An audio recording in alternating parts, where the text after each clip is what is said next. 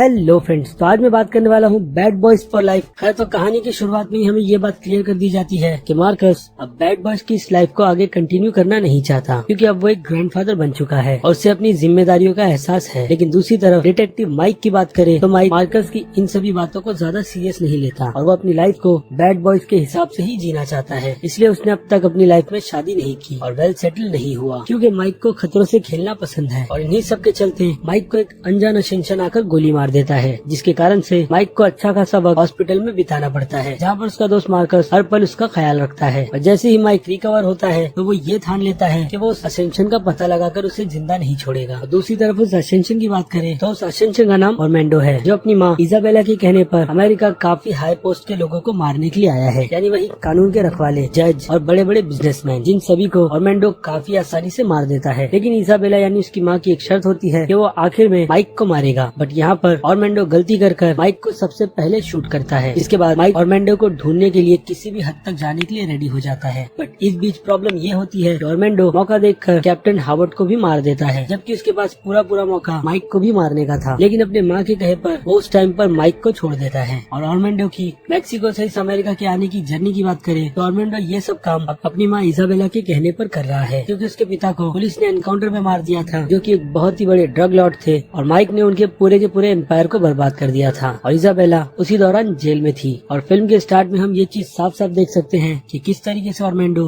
अपनी माँ को जेल की फैसिलिटी से बाहर निकालता है और उसकी माँ के ही कहने पर वो यूएस जाकर उसके पिता का आखिरी खजाना ढूंढता है, यानी कुछ बचे हुए पैसे जिनसे वो इस मिशन को अंजाम दे सकता है। और इसी दौरान उसे उसका वफादार जेलो का कैरेक्टर भी मिलता है, जिसके बॉस को मारकर ऑर्मैंडो ने उसकी जगह ली थी। और अब यहाँ पर माइक को जो बुलेट लगी थी, माइक उसी के चलते ये पता लगाता है मैनी के पास जाकर कि ये बुलेट एक्चुअल में किसने बनाई थी, जिसके बाद उसे कुछ और क्रिमिनल्स का नाम पता चलता है। और वहाँ पर भी हमें कुछ एक्शन दिखाया जाता है, वो भी माइक की नई टीम के साथ, क्योंकि मार्कस जैसे कि मैंने कहा बैड बॉयज की इस टीम से रिटायरमेंट ले रहा है और वो अब आगे इसे बिल्कुल भी कंटिन्यू नहीं करना चाहता। लेकिन अब यहाँ पर उन लोगों के हाथ ज्यादा सुराग नहीं लगते, जिसके बाद उनका अगला टारगेट जेकिंस निकल कर आता है। और मार्कस भी यहाँ पर ये सोच लेता है कि अपने दोस्त की आखिरी बार मदद करेगा, ताकि उन्हें एक्चुअल में पता चले कि ऑर्मैंडो उनकी जान के पीछे क्यों पड़ा है। और माइक का ये डिसीजन कैप्टन के मरने के बाद बदलता है और जेकिंस से इंक्वायरी के बाद उन्हें जाइलो के कैरेक्टर का नाम मिलता है, जिसके बर्थडे पर वो लोग क्लब में पहुंचकर उसका पूरा बर्थडे खराब कर देते हैं। माइक और मार्कस बाइक पर उसका पीछा तक करते हैं, लेकिन तब तक वहाँ पर हेलीकॉप्टर लेकर ऑर्मैंडो पहुंच जाता है और जाइलो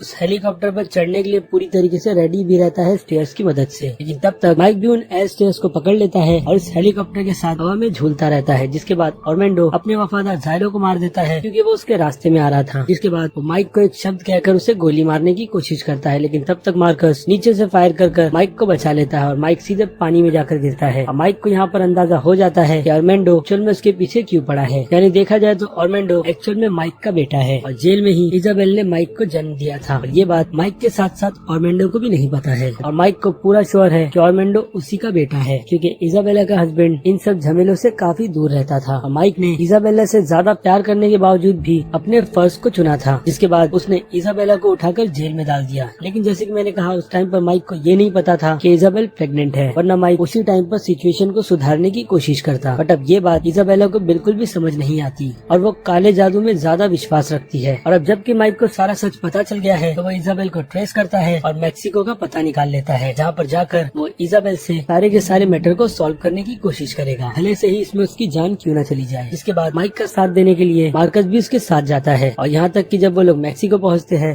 तो रीटा भी अपनी पूरी के पूरी नई टीम के साथ रेडी होती है माइक और मार्कस की मदद करने के लिए। और फिर शुरू होता है फिल्म का एक और एंड का एक्शन सीक्वेंस, जिस दौरान माइक बार बार ऑर्मैंडो को ये बताता है कि वो उसका असली पिता है। लेकिन ऑर्मैंडो यहाँ पर माइक की बातों पर बिल्कुल भी भरोसा नहीं करता और यहाँ तक कि माइक पहले इजाबेल को भी समझाने की कोशिश करता है कि वो सुधर जाए, बट वो भी नहीं मानती। और दोनों माँ बेटे हेलीकॉप्टर की मदद से वहाँ से भागने की कोशिश करते हैं, बट मार्कस फाइनली अपने चश्मे पहनकर 3D के इफेक्ट में उस हेलीकॉप्टर को नीचे गिरा देता है। और फिर इजाबेला आगे आकर ऑर्मैंडो को ये कंफर्म करती है कि माइक उसका पिता है, वो भी तब जब ऑर्मैंडो माइक को मारने वाला होता है, क्योंकि यहाँ पर माइक अपने बेटे पर हाथ तक नहीं उठाता, जबकि मार्कस बार बार ऑर्मैंडो को यही समझाता है कि माइक उसका पिता है। और जब इजाबेला ऐसा करती है तो वो सीधे माइक को गन निकालकर शूट करती है, लेकिन तब तक ऑर्मैंडो बीच में आ जाता है और फिर रीटा आगे आकर इजाबेल को गोलियों से भून देती है और उसे उस टूटे बंगलों से नीचे फेंकती है, जो सीधे जाकर हेलीकॉप्टर के एक टुकड़े के ऊपर गिर जाती है और वहीं पर मारी जाती है। और इन सब के चलते मार्कस एक जगह पर लटका हुआ मौत से झूल रहा है, जिसके बाद ऑर्मैंडो टाइम पर आकर आकर मार्कस को बचा लेता है और दोनों को उस सिचुएशन से बाहर निकालता है। जिसके बाद हमें सीधे दिखाया जाता है कि माइक और मार्कस अपनी पुरानी लाइफ में फिर से वापस आ गए हैं। लेकिन फिल्म के पोस्ट क्रेडिट सीन में हम देखते हैं कि माइक अपने बेटे ऑरलैंडो को अपने साथ मियामी वापस लेकर आया है और उसे ऑब्वियसली जेल में रखा गया है, जहाँ पर माइक अपने बेटे को सुधरने का मौका दे रहा है ताकि उसे माइक इस प्रिजन से निकालकर एक अच्छी लाइफ दे सके। तो ये थी पूरी की पूरी स्टोरी।